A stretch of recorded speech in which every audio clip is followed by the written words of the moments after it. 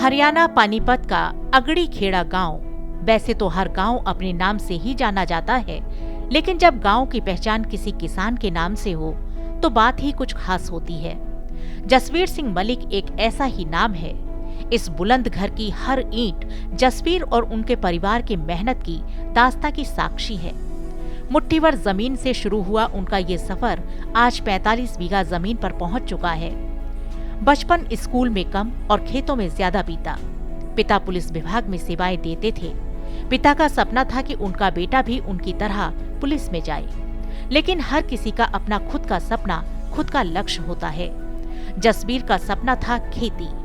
उनके इसी इरादे ने किताबों से उनका मन हटा दिया और खेती की तरफ रुख मोड़ दिया। खेती के लिए जसवीर के लगाव ने सफलता की नींव डाल दी। जसवीर का खेतों में सुबह से शाम तक पूरा दिन बीतता था। पहले जसवीर पारंपरिक खेती किया करते थे, लेकिन 1995 के बाद उन्होंने बागवानी शुरू की, जो सफल रही। लेकिन जसवीर जल्दी ही इस बात को समझ गए कि उत्पादन के साथ साथ मार्केटिंग की जानकारी भी बेहद जरूरी है। इसके बाद जसवीर बाजार की मांग के हिसाब से उत्पादन लेने लगे। जसवीर की ज्यादातर सब्जियां मदर डेयरी को सप्लाई होने लगी। एक समय ऐसा आया कि 15 वाहन तक सब्जियां सप्लाई होने लगी, जैसे ब्रोकली, हरी प्याज और गाजर।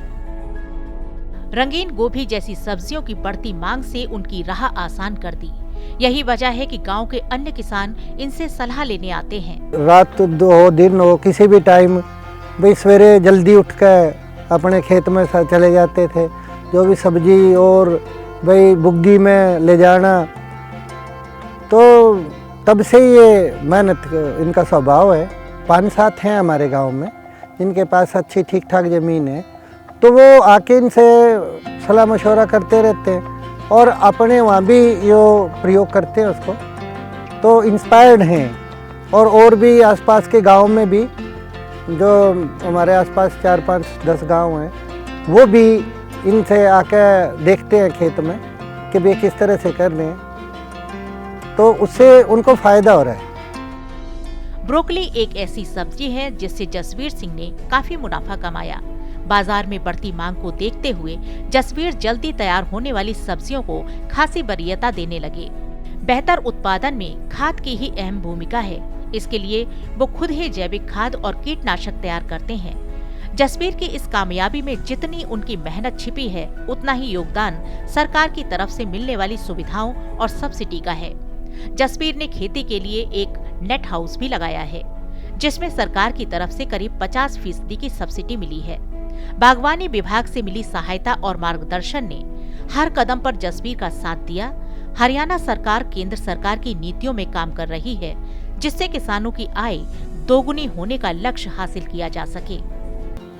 शुरू से ही अपना खेती करते थे, बड़े बुजुर्ग खेती करते थे। पहले मेरे पिताजी पुलिस में थे, लेकिन हम आधे पर जमीन देते थे तो उनके साथ काम करते थे। हम उनके साथ देखते देखते हम भी इसमें खेत में ध्यान हो गया अपना। वो तो यही कहते थे, भाई पढ़ ले, तू पढ़ ले, अपना 10वीं कर ले, पुलिस में भर्ती हो जी।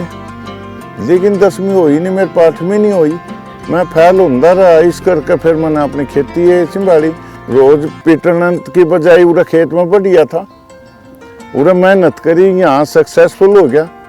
यहाँ मैं 5-4 किले से लगकर आज 45 किले सब्जी है मेरे पास।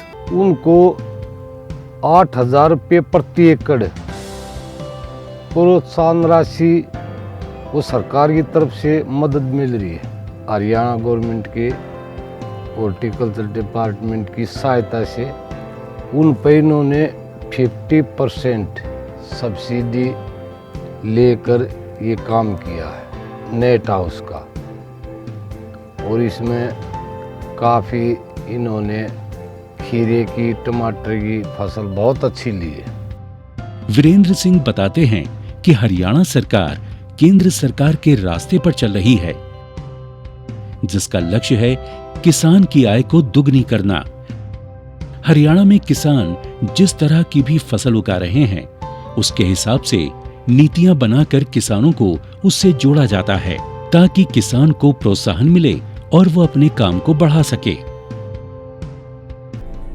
कम संसाधन में बेहतर मुनाफे की तकनीक और बाजार की नब्ज को पकड़ने की कला ने उन्हें कामयाबी के द्वार पर पहुंचा दिया है।